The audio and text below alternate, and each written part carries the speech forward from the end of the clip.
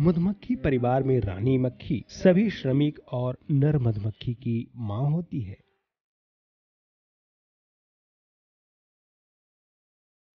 यानी रानी मक्खी ही पूरे वंश की जननी है।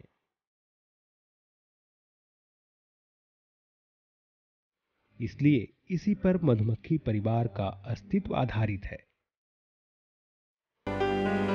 रानी की उपस्थिति में परिवार के सभी सदस्यों की क्रियाकलाप सुचारू रूप से चलते रहते हैं।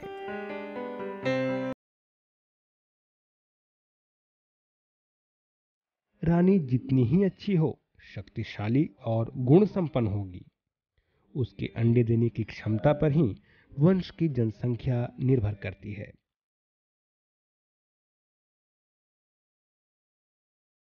इसी पर मधुमक्खी पालन की सफलता निर्भर करती है।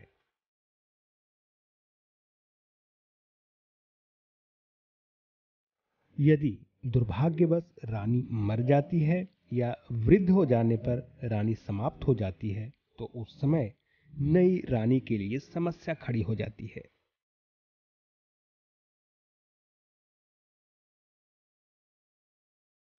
इस समस्या को समूह में रानी उत्पादन करके दूर किया जा सकता है।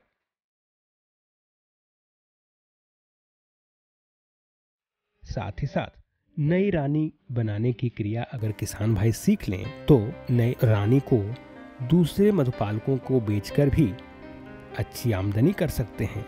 आइए इसके विषय में जानते हैं अपने वैज्ञानिक से।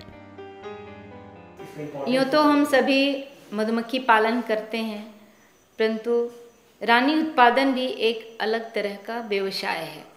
रानी उत्पादन कई विधियों द्वारा होता है, लेकिन एक जो सरल विधि है वो मैं बताना चाहूँगी कि इसके लिए सर्वप्रथम HB पेंसिल होता है, जिसमें कि हेक्सागोनल 6 भुजाकार उसमें अंकित लाइनिंग होता है, उसको ले लिया जाता है और साथ ही मोम को पिघला लिया जाता है। इधर जब मोम पिघलकर तैयार हो जाए तो उस पेंसिल को कोई भी डिटर्जेंट में उसका घोल बनाकर रखा जाए और उस पेंसिल को उसमें डुबा दिया जाए।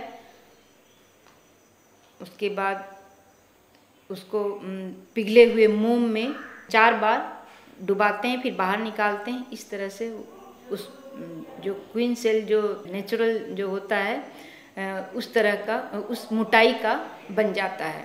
फिर चूँकि उसमें डिटर्जेंट होता है, ठंडा होने पर वह सेल आसानी से पेंसिल से बाहर निकाल देते हैं और उसे जो रानी उत्पादन करने का जो छत्ता होता है, फ्रेम होता है, उसमें कई आधार बने होते हैं, आधार लकड़ी के होते हैं, उसी में उसको प्रतिरोपित कर दिया जाता है और फिर उसे बक्से में डाल दिया जाता है, जिससे कि उसमें रानी अंडे दे देती हैं और तब फिर जो रानी बनने का क्रम है वो चलता है।